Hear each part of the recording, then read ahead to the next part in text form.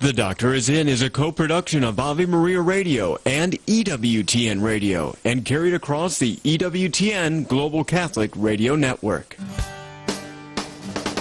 How are you, sir? This is Pierre. Oh. I can't believe I'm talking to you, Dr. Ray the Great. Well, I don't know about that. I love listening to you. You have a personality just like my father. I don't think you should feel helpless. You are helpless. Doctor, I really appreciate that. That makes me feel a lot better. You be at peace, or else I'm going to yell at you. Trying to find a reason to speak to you. I think you're the best thing since sliced bread. That Ray, he's something. Thank you so much for what you're doing for all the parents out there. I don't know what I can possibly do. I don't either. I'm getting my money worth, I think, at this phone call. Now, from the studios of Living Bread Radio Network in Canton, Ohio, the hometown of Mother Angelica, here's Dr. Ray. It's true. We even have a road called Mother Angelica Boulevard. It's cuts right through 30th Street, I believe it is. And is it 30th? I think it is. Yeah, at the corner of Market and 30th, I believe, right there. Mother Angelica, of course, was Rita Rizzo, who went to St. Anthony's in Canton, Ohio, which was right smack in the middle of the heavy Italian area.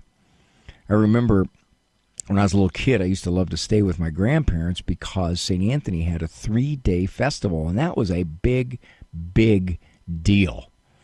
That was where you went. Everybody went. It's the way it was. The church was kind of the social center of things.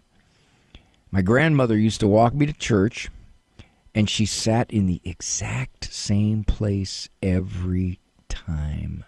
I didn't think anything about it then, but it was on the end.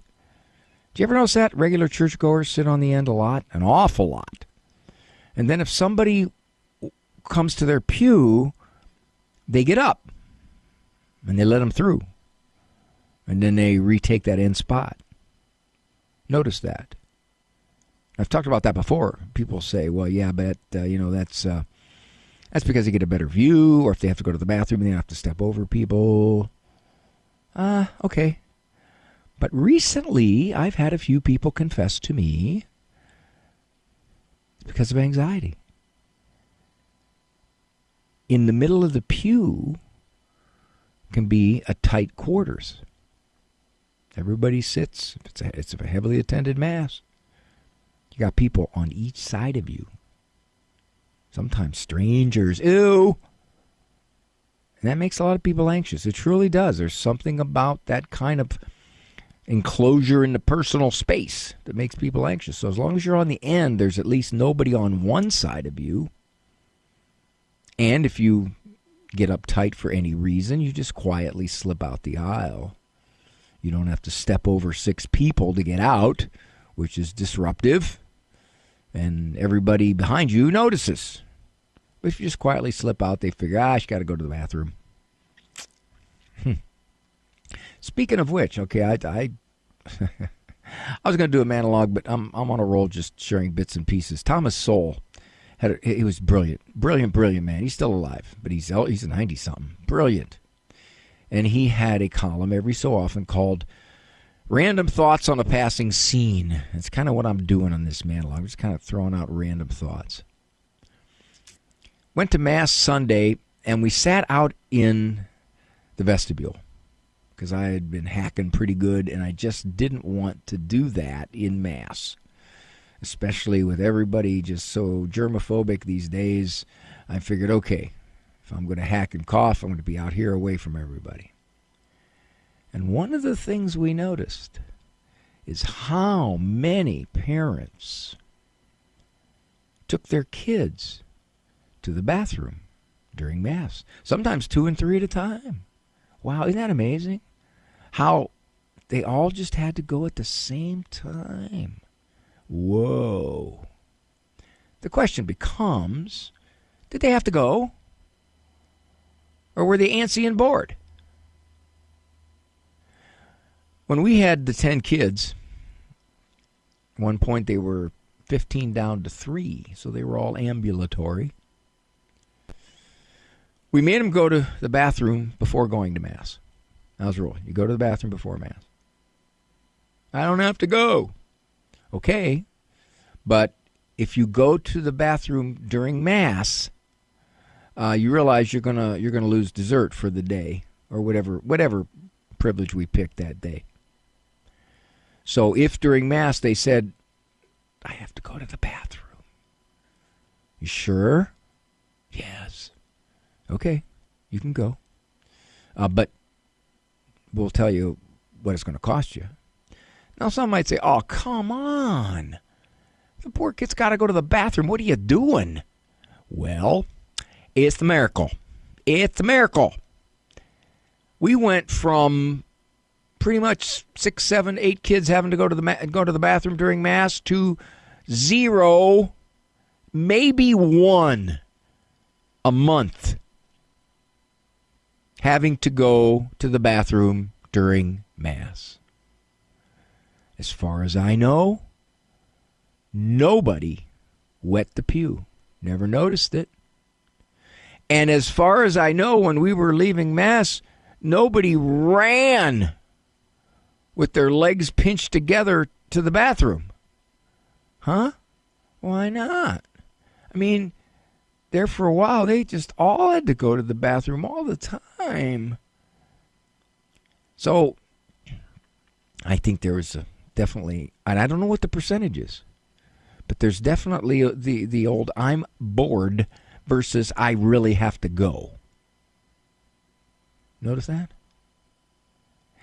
And did you also notice how very few adults go to the bathroom during Mass? Dr. Ray, come on. Kids' bladders are smaller. True. It is true. But try it. Go before we leave. And then, if by some chance they say, I have to go to the bathroom, say, okay. But here's what we're going to do when we get home. And then, watch what happens. For us, first few times we did that, the answer was, oh, I can hold it. I don't have to go that bad. Okay, I can wait till Mass is done. It's a miracle. It's a miracle. All righty. This is E-Person Monday. Taking no calls on E-Person Monday. What we do is, you don't. I talk, you listen. But I take a look at your E-Persons that have come in. I'll see what I can find here to share with you. Some of these go back a ways, and then some are relatively recent. So, given that, we shall tackle them as soon as I return. Don't touch that dial. Dr. Ray will be back.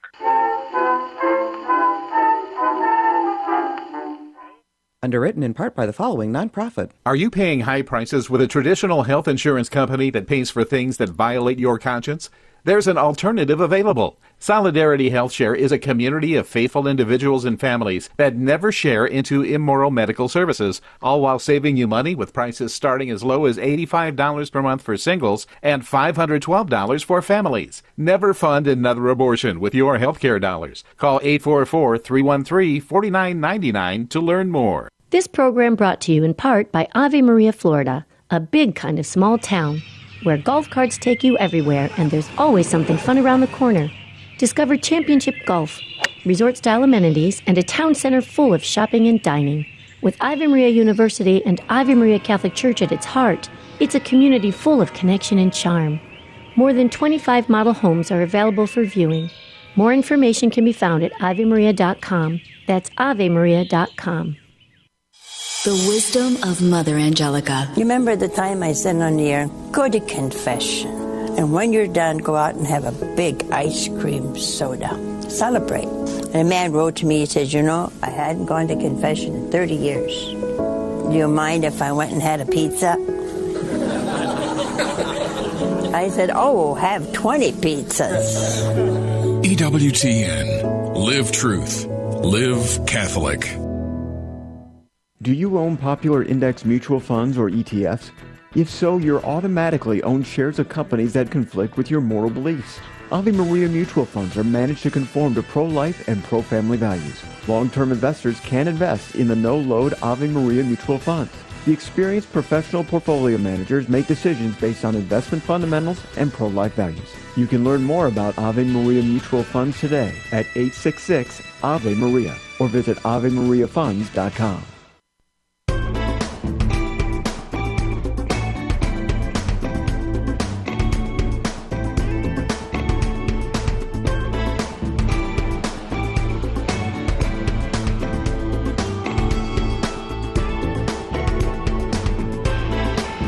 Thank you for joining me here on The Doctor Is In. This is E-Person Monday. I'm going to dive right into these. This is a regular listener, John. He writes some good stuff to me very often. I made a comment a few shows back. A fellow was talking about he was in Iowa and it was about 30, 35 degrees. He said, I'm not cold. I always wear long johns. And I said, oh boy.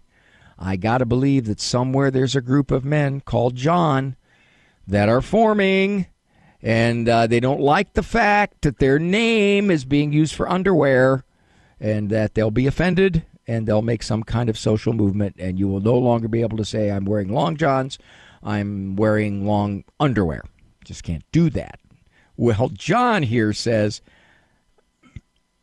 I can remember when I was growing up, not liking my first name because of the reference to the toilet. Yeah, I've had some parents name their kid John because they thought it might help in toilet training. I did.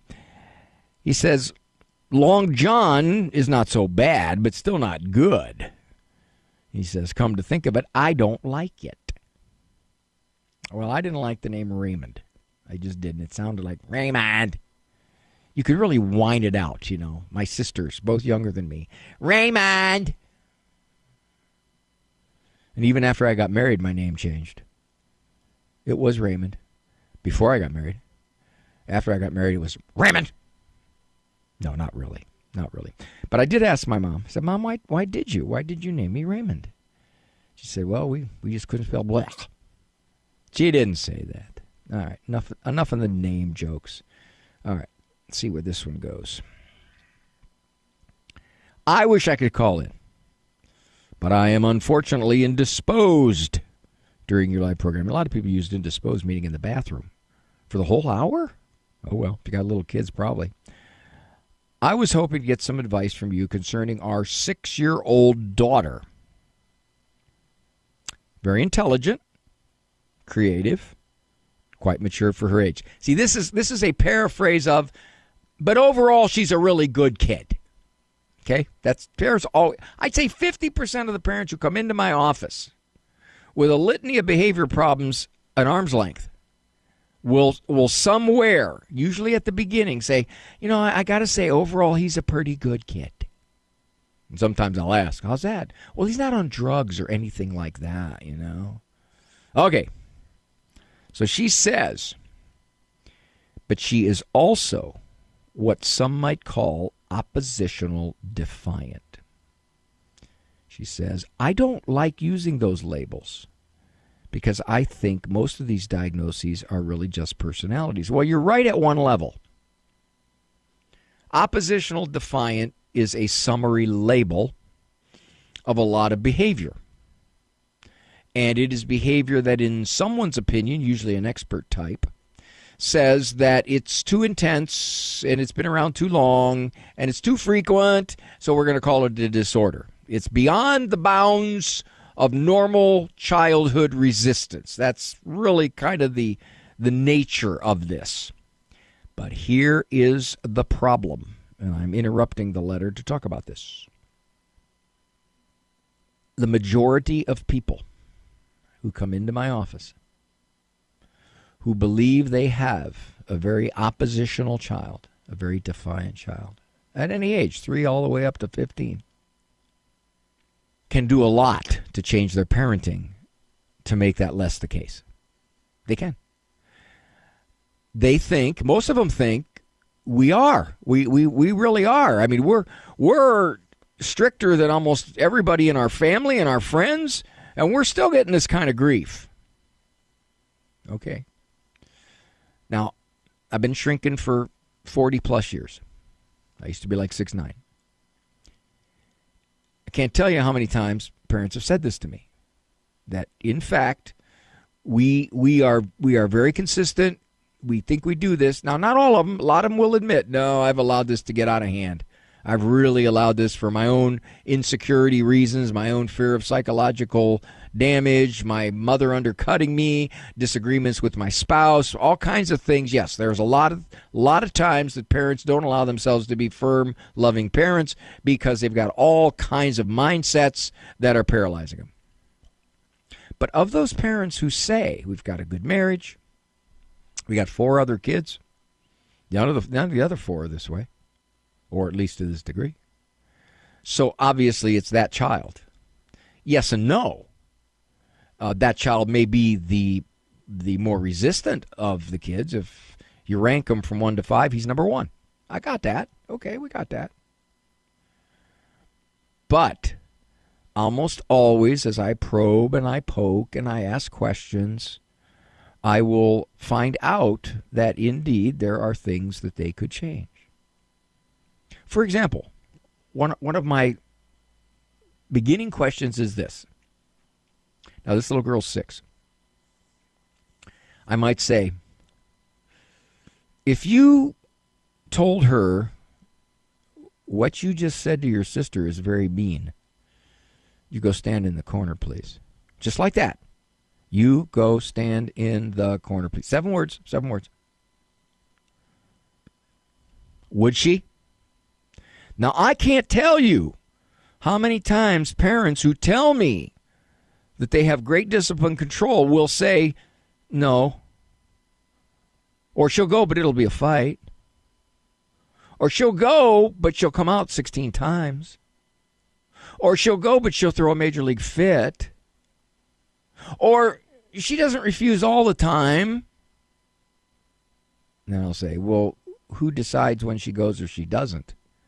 Well, I guess she does. Yeah, right. So that's very, very common. And I will say, if you can't get something discipline-wise as minor as that, then you don't have the kind of authority that you wish you had. So let me go on. My daughter checks every box for oppositional defiant. Combative with authorities. Stubborn, unwilling to do what we ask only because Dad and I are asking. Vindictive toward her siblings. Blames others for her misbehavior or misunderstanding. Has outbursts when asked to do something as simple as sit next to us, etc. Well, that's all part of a package deal. If you got a defiant kid who has battled with her parents like this child has, and the parents are flummoxed, they just don't know what to do, which, as I'm going to get to in a second here, then yeah, this child is going to test the limits all over the place. Now, am I saying that by temperament she's not necessarily difficult? Oh no, she could be. She could be tough to raise. Okay, I don't say that because the tougher to raise kids are the ones who bring out the bad habits in us. They require us to be far more consistent than we had to be with the other kids. Or they require us to fake affection when we don't feel like it. Or they require us to follow through a lot more. So yeah, that's all part of the picture. Now here's where when the parents say this, I extrapolate. They say, my husband and I simply don't know what to do. Now, this is a 6-year-old girl. In the business I've been in, for as long as I've been in it, I have seen rarely 6-year-old boy or girls in a loving family be out of control. Yes, it can happen. It can happen. But it is simply not common at all. And almost always. Now, this is not a critique of the parents. This is simply saying they're buffaloed. They're unsure of themselves. They've tried everything. Nothing works. So, let me continue on here. They say our discipline is firm and consistent. And I would say we provide a loving and faith-filled environment for her and her 3 younger siblings. I homeschool her. All of her other friends are Catholic and homeschooled as well. We give her almost no screen time. I don't know where she could be getting these behaviors from. She's getting them from her head. That's all. She has decided, I want to do that. Now, my guess would be, so she says, do we double down on punishing undesirable behavior, or do we pull back and show her more mercy? Well, you can show her a whole lot of mercy in between making it very clear that you mean what you say and you're going to follow through, and you're going to follow through with some consequences that are going to be meaningful. Let's say she pushes a younger sibling, and you make her sit on the steps for 4 minutes. You know that's not going to stop her, don't you? You got to put some meat behind it. When parents say our discipline is firm and consistent, the question I always have to ask is, okay, what is your discipline? And many of the times I find out if they are, in fact, as consistent as they say, and almost nobody is, by the way, and that's not simply because they're lying or deceptive, it's because we're human, and we think we're a lot more follow-through than we really, really are. We do way too much talking and negotiating. And we discipline when we've had enough, as opposed to disciplining at the very beginning, the first time it happens. Or telling this little girl, you know, when you're mean to any of your little brothers or sisters, you're going to go immediately to the corner, and you're going to stay there until I say you can come out. That's our new house rule. So if you want to mistreat your brothers and sisters 10 times a day, you're going to the corner 10 times a day. Now, I know there's no way that little girl goes to the corner 10 times a day. Another question I ask parents. How often does this child misbehave per day? And typically they'll say, oh, I don't know, it's constant. I say, okay, well, give me a number. How about 20? Oh, that sounds like a lot. Now, wait a minute. If she's awake 15 hours, 20 is only a little more than 1 an hour. Oh, it's more than that. Okay, so let's say 50. That's 3 an hour. Okay.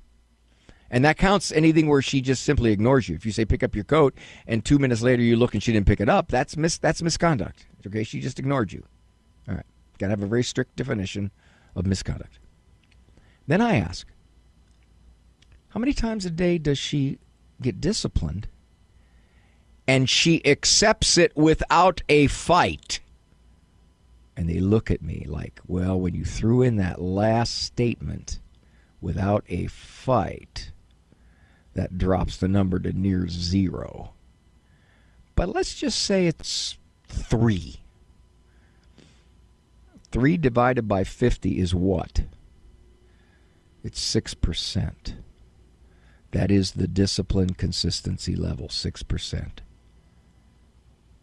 You don't get any results at 6%. But it seems like it, doesn't it? It seems like you're on her all the time. Why? Because maybe you're yapping at her, you're negotiating with her, you're threatening her. And now how do I know this? Because hundreds and hundreds and hundreds and hundreds and hundreds of parents, and are good people. I'm not saying they're not loving, faith-filled people. They are. But it is so easy to develop bad habits. And those bad habits exacerbate a kid who pushes harder than his or her siblings. I wrote a book, Taught by 10. And in the book, I talked about what I learned from raising 10 of my own children. My children are adopted, and they've had some rough histories. Drugs, alcohol in the womb.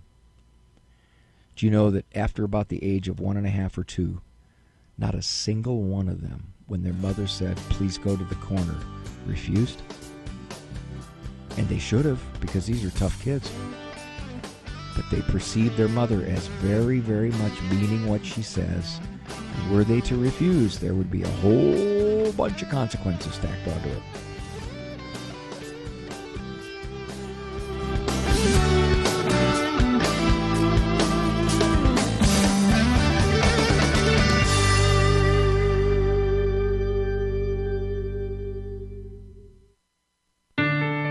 Living the Beatitudes with Father Bjorn. Blessed are those who are persecuted for righteousness' sake, for theirs is the kingdom of heaven. If you're on a football team, you don't want to just run up and down the field holding the ball and never cross into the end zone and get a touchdown. We want to reach our goal, but there are a lot of obstacles, discouragement, and challenges along the way. Jesus' voice is the one calling us to say yes to him, to live the life that he is calling us to live. We have to choose one way or the other, choose him or not. But if we choose him, we will be opposed. We're going to have people challenge what we believe or call us crazy. But Jesus doesn't just say, come follow me, to follow a beatitude. He's calling us to be like himself. He is the Beatitudes. He doesn't just say, do what I say. He says, come follow me. He's with us every step of the way, transforming our weakness into strength. Blessed are those who are persecuted for righteousness' sake, for theirs is the kingdom of heaven. For more about the Beatitudes, visit EWTNRC.com. So they are no longer two, but one flesh. Nothing illustrates the powerful bond between man and wife intended by God, the creator of marriage, than these words from Matthew's Gospel. A true marriage is a sacramental bond and is therefore indissoluble. The Catholic Catechism, however, realistically acknowledges that the presence of evil can severely strain this bond. Marital union has always been threatened by discord, a spirit of domination, jealousy, infidelity, and conflicts that can escalate into hatred and separation. The original communion of Adam and Eve was ruptured by their sin of disobedience. Their relations were distorted by mutual recrimination, says the Catechism, and brought about the pain of childbirth and the toil of work. Without God's help, a man and woman cannot achieve the union of their lives for which God created them in the beginning. This is Peggy Stanton, and this has been the Order of Malta's Minute with the Catechism.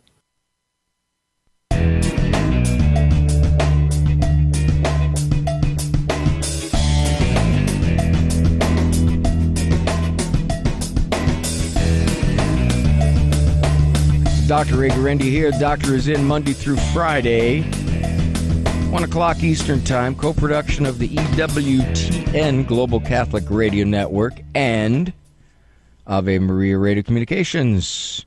Eric Dumont right now is manhandling the boards. He is a board operator. And I said, Eric, how did you get to be a board operator? He says, because you're not very entertaining. I said, oh, well, I appreciate that. Okay, this is a rather tragic one here. My wife and I lost our 21-year-old son to suicide in September of 22. Sometime shortly thereafter, my wife heard Dr. Ray's radio program, and he was discussing that parents may be the ones who need counseling support for children with this severe depression. Yes, that's not uncommon for me to say, okay, if you've got a kid that's struggling, you yourselves might want to know the best ways to deal with this situation. The parents and other family members, this is them now, needed to learn strategies to more successfully interact with the kids and what's going on with them. My son lived in this oppressive depression for 13 plus years. That means from the age of 8. Yikes. And he capitalized this. He says, and that, capitalized, was the first time, capitalized, that anyone said we should have been in counseling. He said, we agree totally. We're trying to start up a local organization to focus on families before they experience a suicide. We're reaching out to see if you have any recommendations for resources, tools for parents and family members to learn new interaction skills. Or do you have a set of questions to interview potential counselors? We had very poor experiences with all but one of our son's counselors. We should have trusted our guts and moved on, but we figured they knew more than we did. Bad assumption. Well, I'm not offhand familiar with too many resources regarding helping parents of kids who are struggling with mood problems. I'm sure they're out there. I don't think there's a whole lot of them because most of them are probably geared toward the kids. Unfortunately, therapy with kids, by and large, isn't all that successful. It's a minority of the time that it works, that it makes any difference. And this has been their experience. Are there questions to interview potential counselors? Yes, I get that question all the time. First thing I would say is if the counselor doesn't want to talk to you about the questions, you've got your questions answered. That's one. Two, you find out what their worldview is. Do they respect people of a religious worldview? Some outright don't, and some will accept it, but they know very, very little about a religious worldview. Three, ask them about their approach. How do you approach this? Do you go back into childhood? Do you use cognitive behavioral therapy, which is taking a look at the way people think and trying to identify where their thinking is causing problems for them? Do you do that? You get a read on the person's approach. As I said, if they're not willing to talk to you, they've told you everything. I had a recent call just probably a couple days ago regarding a situation with a 15-year-old boy who was struggling with anxiety. Now, I got to say that my experience has been with teenagers struggling with anxiety, you can make more progress. Because a lot of times they have to just understand what anxiety is. And anxiety is one of those things that once you know what it is, it loses a lot of its power to scare you. And anxiety scares people. That sounds stupid, but that's exactly what it does. What is wrong with me? Why am I like this? Am I going to lose my mind? Could I die? All these things going through the heads. I said to the parents, well, let's you and I talk first so we can see a little bit more about what might be going on with your son. Now, with this young man here, it's an interesting thing. They said he lived in this oppressive depression for 13 plus years. That's from age 8.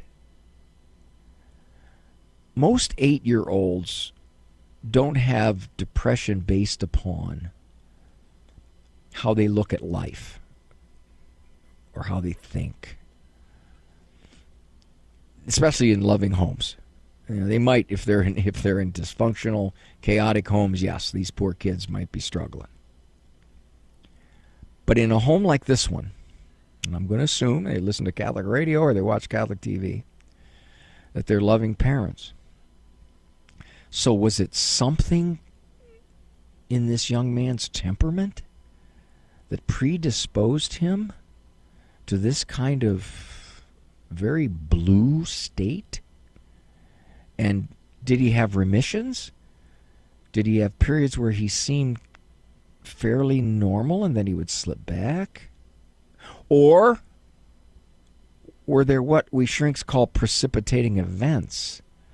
In other words, you can target when he was heading downhill mood-wise on the basis of something that was going on in his life.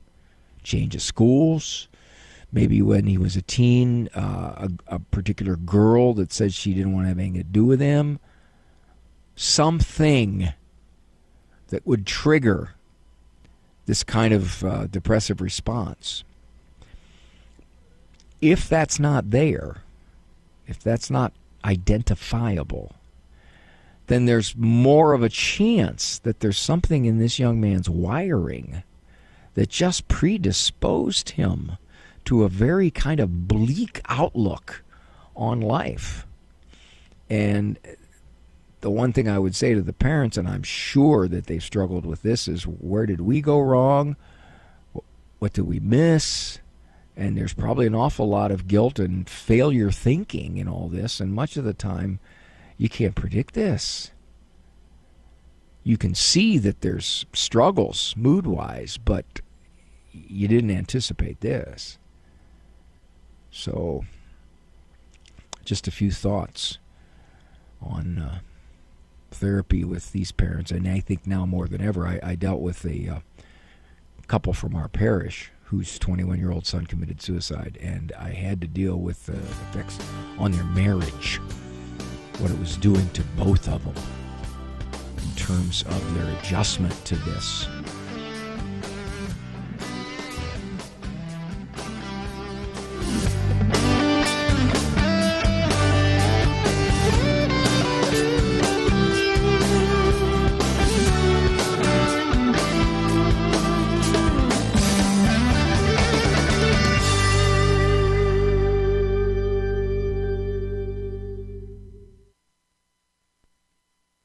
Catholic Connection with Teresa Tomeo. Americans are curious about the religious devotion of others and are willing to discuss the topic, but most say they rarely have conversations about faith with their Christian friends. A study by Lifeway Research finding Americans are widely receptive to spiritual conversations in a variety of settings. Now, perhaps more than ever, people are open to conversions about faith, yet few Christians actually take the opportunity to engage in personal evangelism. The reason conversations are not happening about the Christian faith is that Christians are not bringing it up. And I think this is key. Now, this person is not saying we shouldn't be concerned about religious liberty in the sense of, yes, there is great persecution out there. But at the end of the day, it is about the fact that we're not doing enough talking about Jesus. Catholic Connections, Teresa Tomeo. Weekdays, 9 a.m. Eastern on EWTN Radio. The Heart of the Interior Life with Elizabeth Jangle. In Rule 2 of St. Ignatius of Loyola's teaching on the discernment of spirits, he describes the characteristics of a person whose fundamental spiritual direction of their lives is directed towards God. He writes, in persons who are going on intensely purifying their sins and rising from good to better in the service of God our Lord, St. Ignatius is describing persons who love God intensely and want to live their lives in conformity to His will. These persons frequent the sacrament of reconciliation, sin is being uprooted, and virtue is flourishing. They are striving to grow in holiness and are giving more of their time to the service of the Lord. With attentive care to the spiritual life, the person portrayed in Rule 2 is the image of the growing and maturing Christian. Is there an area in your life that needs to rise from good to better? Grace awaits. For more information, visit AveMariaRadio.net.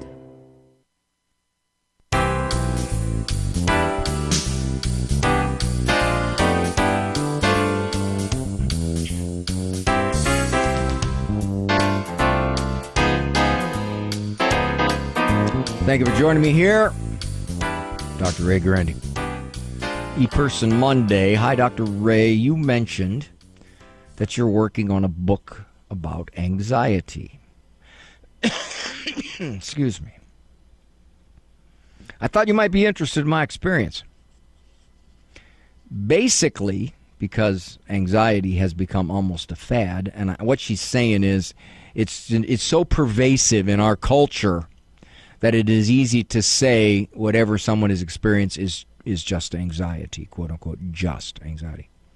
My GP and the cardiologist misdiagnosed me for 5 years as being anxious, when actually I had a pheochromocytoma growing on my adrenal gland that kept pumping more and more adrenaline into my system. Well, that perplexes me because I would think they would have done blood work.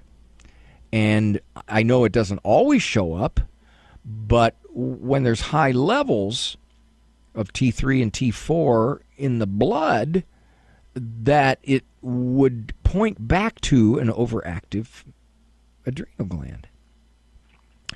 I had 6 non-blockage heart attacks before they figured it out. Thank the Lord, my heart does not appear to be damaged. If they had listened to my symptoms, they would have figured it out back in 2019 when the palpitations started. In the beginning, I would have them only every 4 months or so. and always at night. The attacks were quite debilitating and would last 40 minutes. They gave me clopidogrel, I think I'm pronouncing that right, as a sublingual tablet, hoping it would shorten the attacks, which I didn't bother taking after a while since I wasn't feeling anxious, and the medication didn't help anyway. Twice I was given monitors that showed nothing concerning. And she started, got worse and worse attacks, blood pressure, EKG. What she's basically, the gist of this. Okay, the job I had before children could be very stressful. My youngest child was diagnosed with type 1 diabetes at age 5.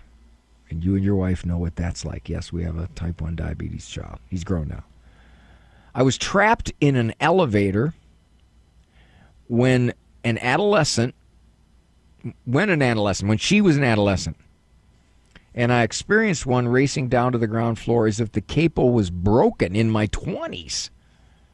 But never been afraid to get onto an elevator. I only thought about this when you mentioned to a caller that people just go back and do an action after a scary experience. It never occurred to me not to get on the elevator. That's good. That's very, very good. You had a couple of particularly traumatic experiences, and that didn't stop you from getting on elevators again.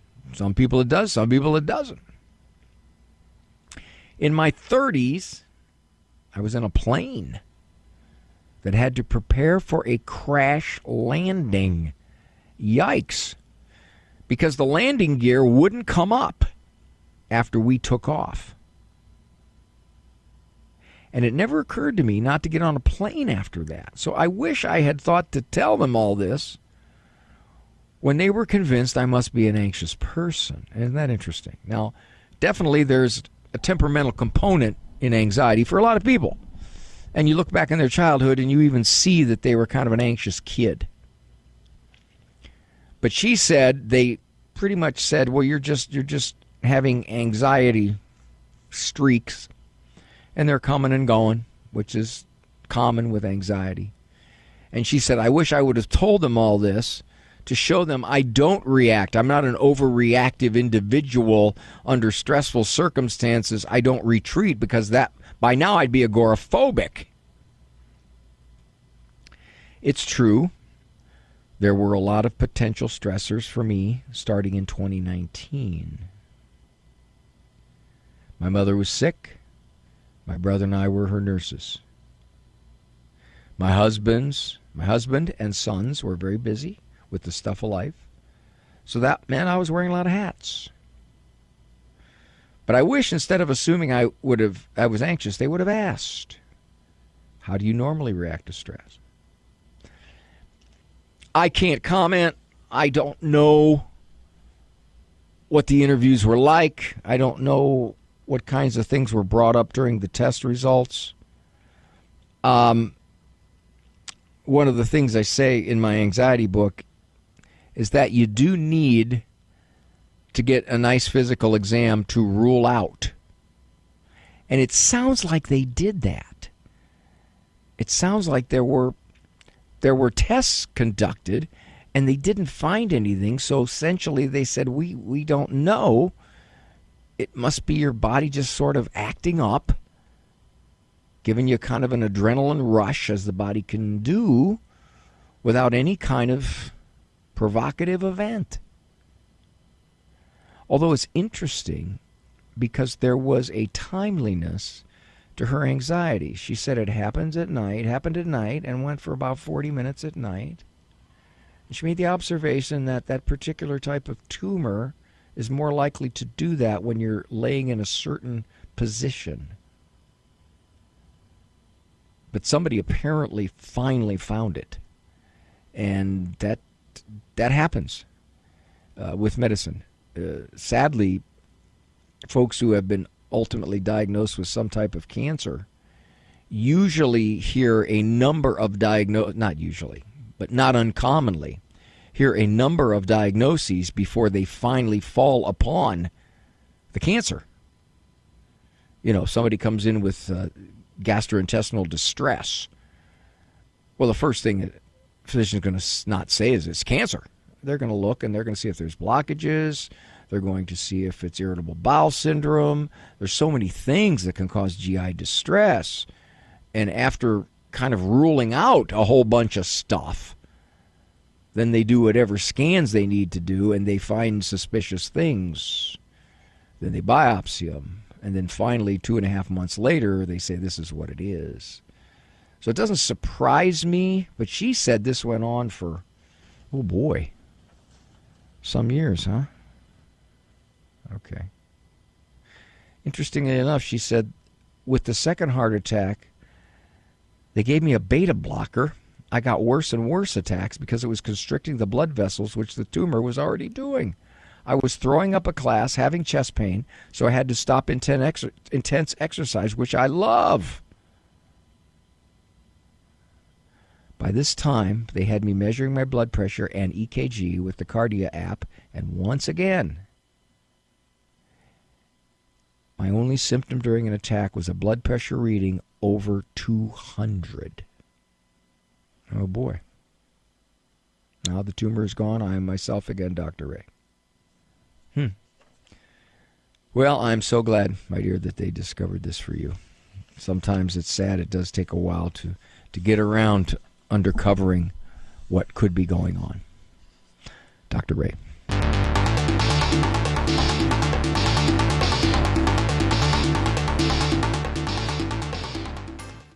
When your children consider going to college, where are you going to find a place that will prepare them for the future and build on the foundation that you've laid? The answer? Ave Maria University. With an authentically Catholic curriculum, including 35 majors, AMU prepares students to take on the world. My daughter told me she was published in a scientific journal as an undergrad. I'm so proud of her. The world needs Catholic physicists, and my daughter's going to be one of them. Learn more at avemaria.edu. That's avemaria.edu. Christ is the answer with Father John Riccardo. Are you passionate about Jesus?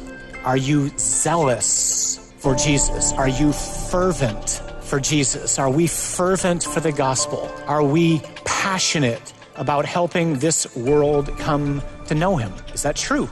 It's not true for most people in the church. Is Jesus my best friend? Is he your best friend? I'm looking around the church. There's a set of guys in here who have great man caves. As I was praying this morning, I felt like the Lord said, hey, when are you going to come to my man cave? Like, you guys think a flat screen TV is really cool. Well, you should see what I got to offer. Because I and I alone, he says, can really give you what it is you're longing for. Whoever it is we're rooting for right now, they're going to lose eventually. Or whatever it is that's occupying our time, one day we're going to realize it really wasn't that important. Why aren't we hanging out with the one who alone can show us what life is really all about? When was the last time you hung out in the Lord's man cave? The most amazing saints from modern times, John Paul II, Maximilian Kolbe, and Maria Faustina with the Divine Mercy. This is Steve Ray. We invite you to join us on a pilgrimage to Poland and experience this incredible Catholic country, the land of saints, Catholic culture, gorgeous churches and shrines, and delicious food. Join us next April as we again visit Poland, one of our favorite pilgrimage destinations. Find the Ave Maria Radio travel tab at avemariaradio.net.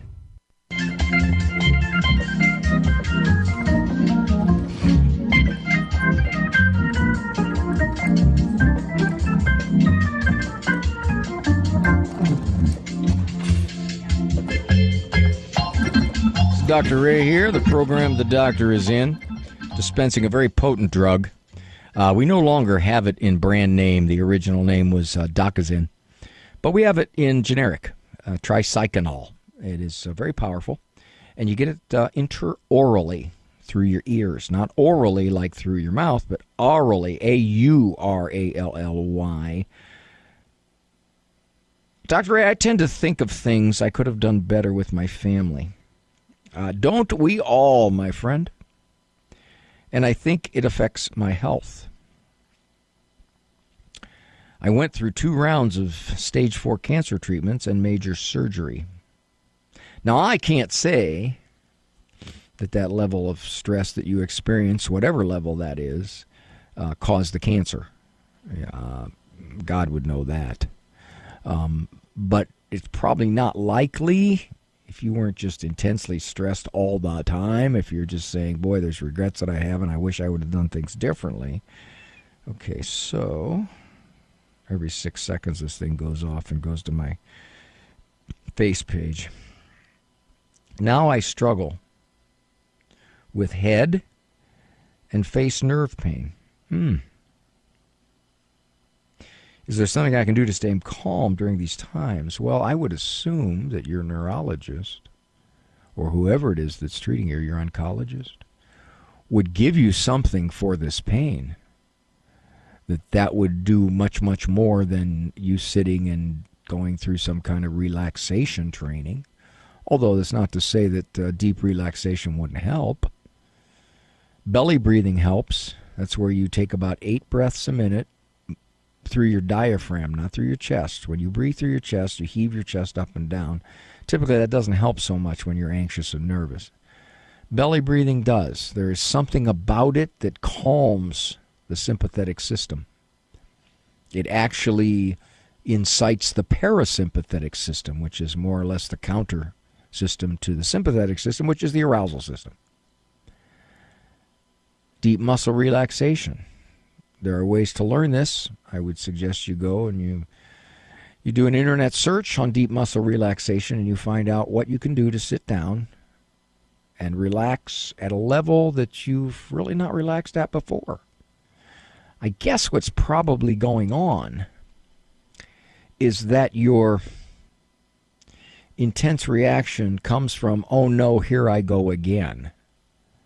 Once you fear that, you think, oh, here it comes, and I can't do anything about it. It's like a microphone placed too near its speaker. You get a feedback loop. You're anxious. Now you're anxious about being anxious. And being anxious about being anxious makes you more anxious. And as you get more anxious, you get anxious more about being more anxious more. And it's just a loop. So one thing, if you can, is to not fear the fact that you're going to have these particular spells and you're going to deal with them sitting somewhere by belly breathing and deep relaxation, picturing any kind of scene you want in your head that can calm you down. I don't know the nature of your pain, but I got to believe that whoever is treating you is giving you some stuff. And maybe, and you didn't say this, and a lot of people do this, they say, I didn't take it. I don't want to take it. Okay, so they want to give you an opioid, and you go, no, I don't want to get addicted. I don't want to get addicted. Okay, I had some recent surgery, pretty serious, and it was very painful. And yeah, they gave me opioids, and thank you. Appreciate that. I didn't want to experience that pain the first couple weeks post-op. All right, so yeah, the addiction part of it is a misuse and abuse. Okay, so physical pain can really do a number on your head. It truly can. It can make you nervous, scared, and fearful of a next bout. Chronic physical pain can make people depressed because you wonder, will I ever be able to function? Chronic back pain or chronic neck pain or just chronic GI pain or anything that's chronic, arthritic pain, anything like that. So it will definitely do a number on your mood. So there's nothing wrong with taking some type of anti-pain medication. The church would not at all say that's a problem. I'm seeing a lot of people who, especially religious folks, who say, no, I don't want to put that in my body. No, that's not, I don't want that. I don't want that. The only medication I've ever refused, and I told them I didn't want it, was a beta blocker. A beta blocker really slows your heart down. A beta blocker keeps your heart from beating quite as hard. The only problem with a beta blocker is it is fatiguing. It absolutely can make you very tired. And that was an experience I had with it, and I said, nope, not doing it. And interestingly enough, just as a little side thing, I saw a recent study through Cleveland Clinic that they're rethinking the use of beta blockers. that they're finding out that maybe they're not necessarily first-line treatment all the time. I do thank you for joining me here on The Doctor Is In. I thank you, Eric Dumont, for handling the boards over there. As I shoot from the outside, you handle the boards. Bring in the rebounds. Good Lord permitting, I'll see you tomorrow when we can talk a little further. Face to ear to face, voice to ear, some sense to some sense. Walk with God.